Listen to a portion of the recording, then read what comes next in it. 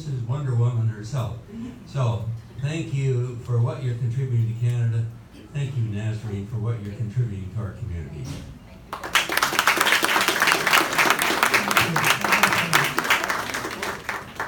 Let us not forget that the board of directors are also the backbone of me.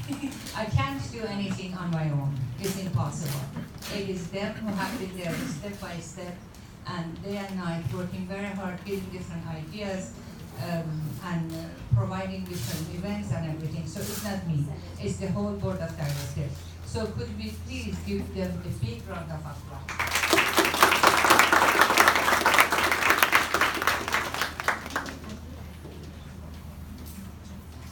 One of the most important part of this event is to bring someone who can give us motivational speech, especially to our youth, because we have so many youth in here. I would like to invite Mr. Mehran Jamshidi, please, to come to the podium. Mehran Jamshidi is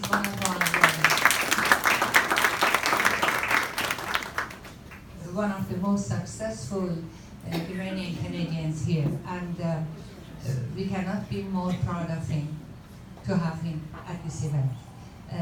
Mehran, would you like to introduce yourself? Because there is quite a lot of resume that I'm not sure if I can do. Yes, yes. So not at the beginning. Yes. Hello everyone. Good afternoon. Okay, first and foremost, I would like to appreciate CIF, Canadian Iranian Foundation, for giving me this opportunity to be up here and talk to you guys. And I really want to thank Nasreen and her great team, especially herself and Camille, who invited me to this event. I know that a big bunch of people here are Farsi speakers, so just to respect you guys, I'm going to give a little bit of introduction and greetings to Iranians here before I start my talk. سلام عرض می‌کنم خدمت همه حضار محترم. بسیار باعث افتخار است برای بنده. خیلی خوشحالم که این فرصت در اختیار من قرار گرفت که امروز خدمتتون باشم، صحبت کنم با شما و مخصوصا این عزیزانی که امروز این افتخار نصیبشون شده که اسکالرشیپ رو بگیرند از مؤسسه یا بنیاد کانادا و ایران، اگر عنوانش رو من درست بگم، Canadian Iranian Foundation.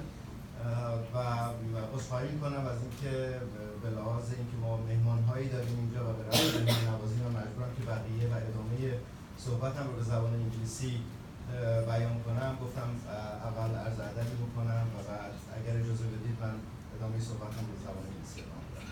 اجازه هست؟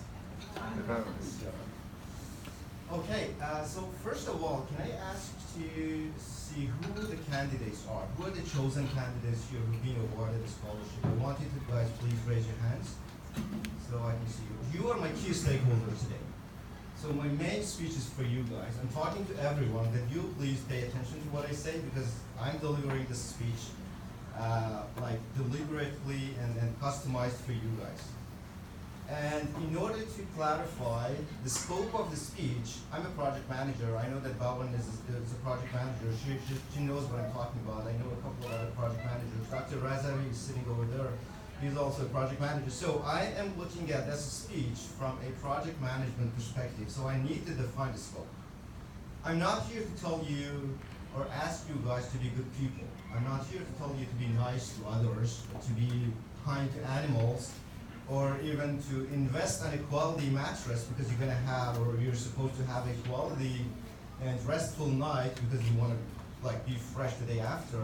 I'm not even here to tell you to make your beds every day.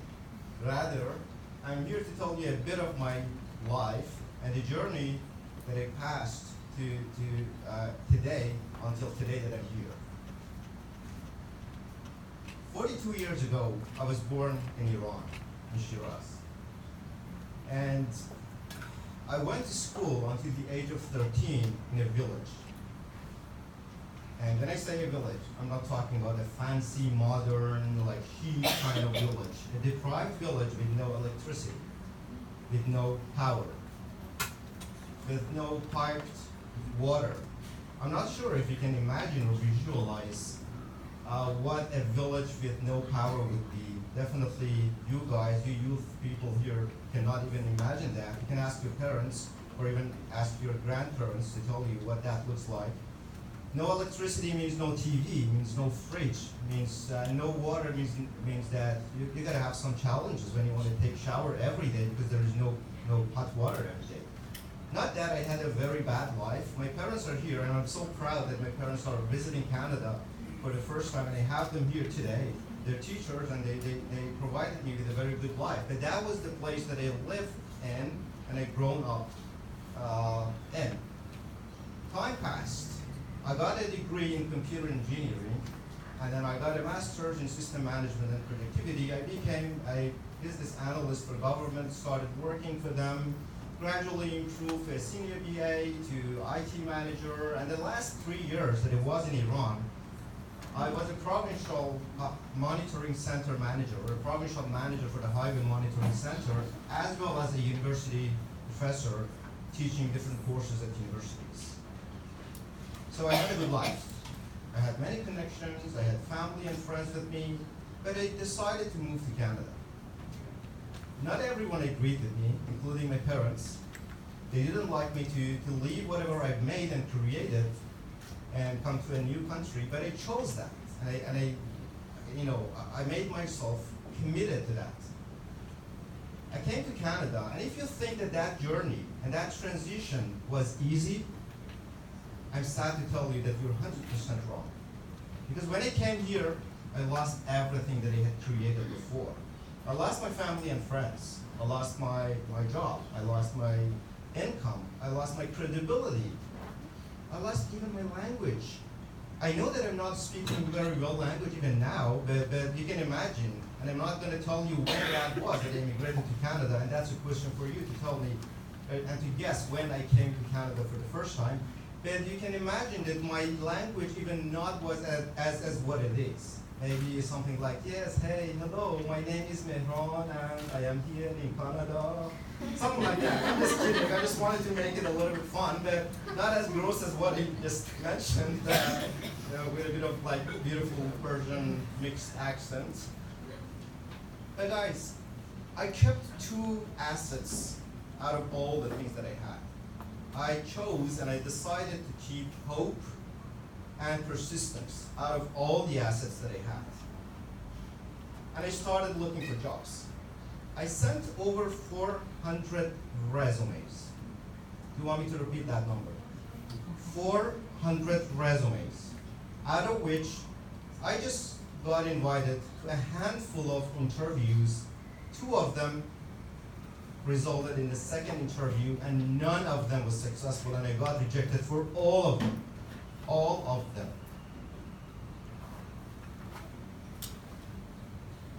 But don't forget, I had chosen to remain hopeful and persistent, right? So I started working and working. So from a university professor back home, I became a student at BCIT, and not a random course. I sat for a course that I was teaching, and I had been teaching back home.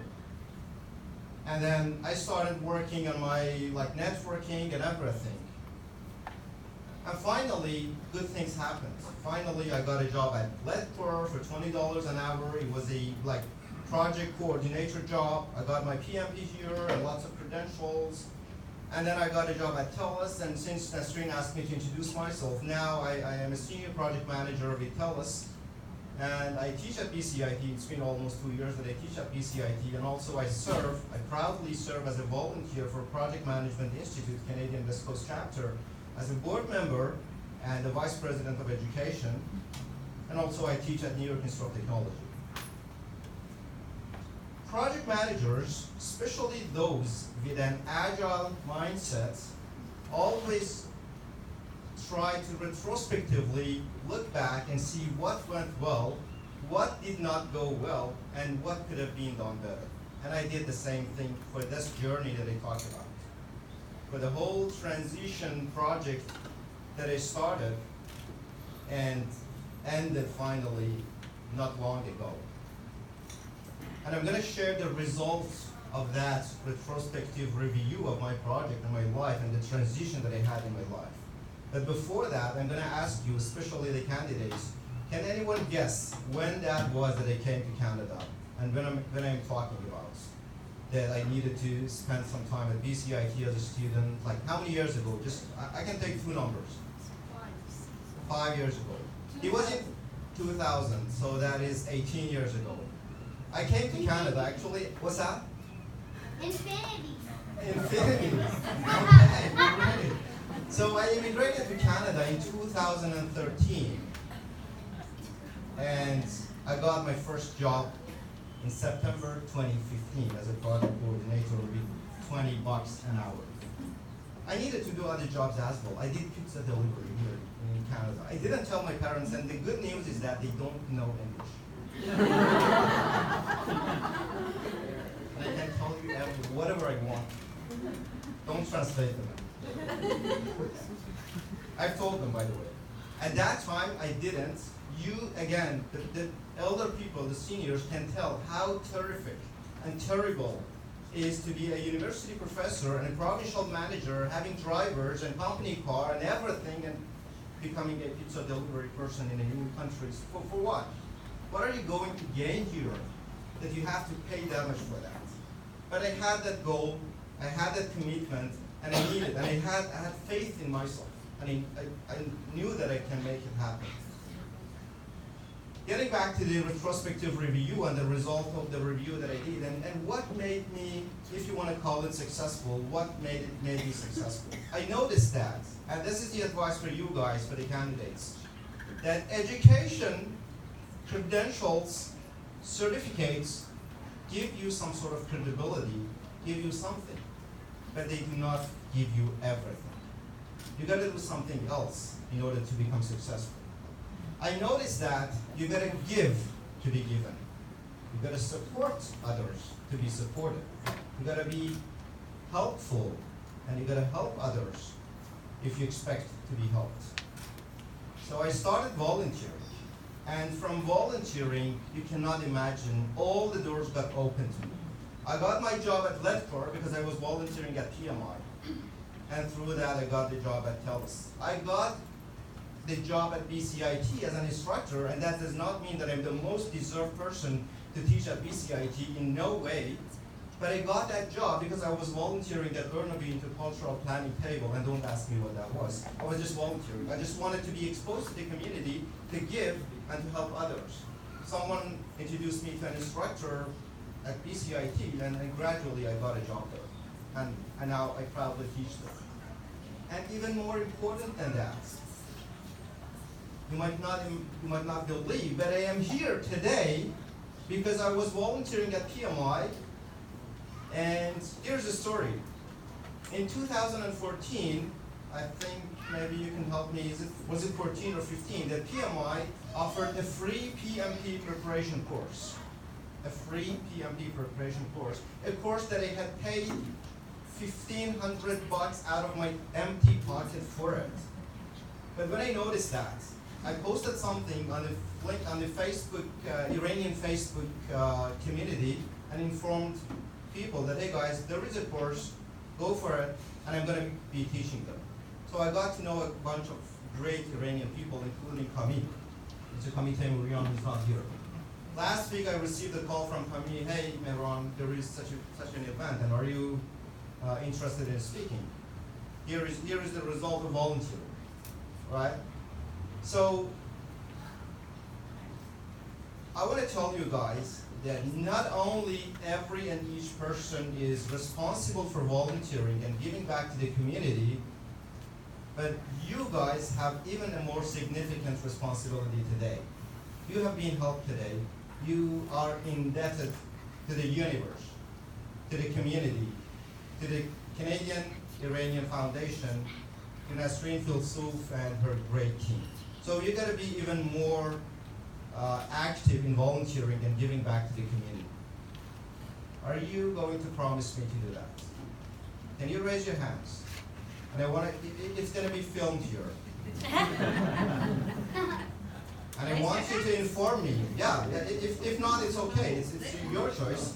But if you're going to do that, please raise your hands, and please let me know once you started doing that. Search my name on LinkedIn. You can easily find me. And then be in contact with me. So now that you're committed to that, let me I'm gonna pay myself my part as well. So I am raising my hand now to give a complimentary 3-hour free project management course to you guys, to those 8 volunteer candidates. And also a free, that would be a great pleasure for me. Plus, a free one-on-one consulting session with each and every of you guys. Okay?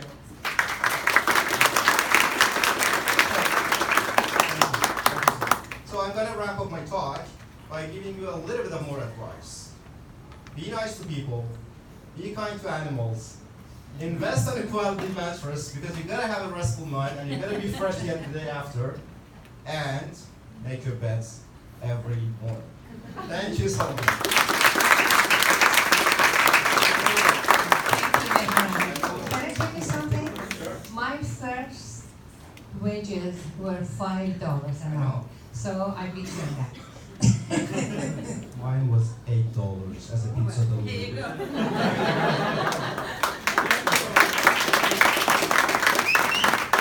Yeah, mine was $5, although I was a registered nurse in Iran, in United States, and in England. Here, they didn't accept me, so I had to work for $5 an hour. Anyway, that's fine. I'm here to work. Thank you very much, Mehran. It was beautiful. My pleasure. And so motivating. Okay, and now, ladies and gentlemen, I'm going to ask Dr. Zohra Ansari to come and introduce herself and her friends who are going to perform for you. Zohra Jan?